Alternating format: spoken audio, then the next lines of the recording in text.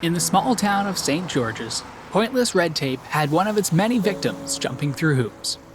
Or, in this case, stuck in the gutter. Bien, au début, quand il commençait de dinquer, ici, il avait 16 allées de bowling.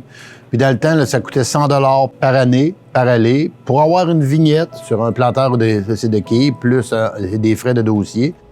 On s'est mis à router des tables de pool, des tables de ping-pong, quelques arcades, puis tout. Puis la réglementation est encore là. Puis encore plus puissante. Et quand il y avait des arcades, comme à un moment donné, ils pouvaient donner une partie gratuite.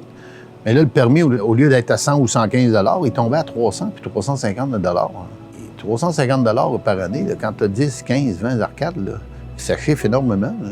C'est la raison là, pour laquelle c'est plusieurs arcades, ils sont fermés. Puis je comprenais pas qu'on aille à payer là, des factures puis avoir à régir et de la paperasse alors que plusieurs salons de quilles avaient de la misère à arriver. Là, je trouvais ça illogique. Là. Puis on n'avait pas beaucoup d'ouverture. Ça fait qu'à un moment donné, là, je me suis mis là, c'est sans en parler. Ça me travaillait. Puis à un moment donné, bien, il disait à CFIB-FCEI, il dit « Il faut que tu travailles pour nous autres. » là. When Christian called us and explained his situation, we immediately launched our own investigation. We talked to other amusement center owners in Quebec, and we read the legislation and decided we needed to take action and resolve this issue once and for all. So we contacted Quebec's Liquor, Racing and Gaming Authority.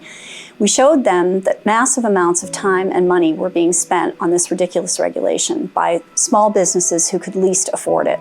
But that's not all we did. Every January, we run an event called Red Tape Awareness Week, where we expose outrageous regulations across Canada by giving them Paperweight Awards. So we gave a Paperweight Award to this regulation. We wanted to increase the pressure on the province to fix this issue by bringing it to the public's attention. Soon after I arrived as a minister, we received the Paperweight Award, which is not a prestigious prize. And so when we received this award, I told myself, we have to work on that. This is unacceptable.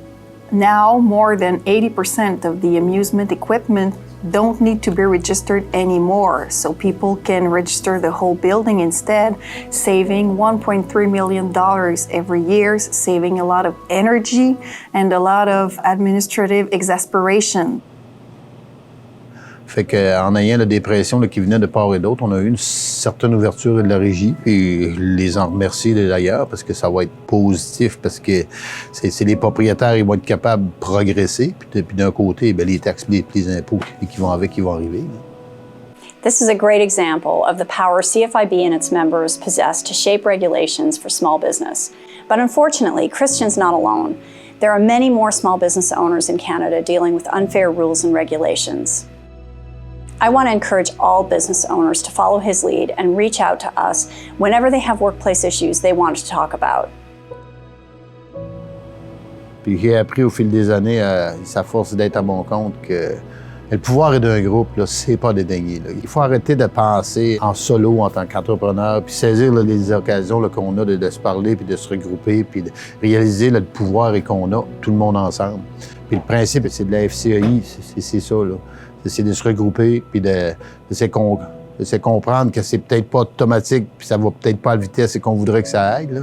Mais je pense que si tout ensemble, on peut faire un petit pas, mais à force de faire un petit pas, mais tout le monde est gagnant. C'est le pouvoir du groupe, tout simplement.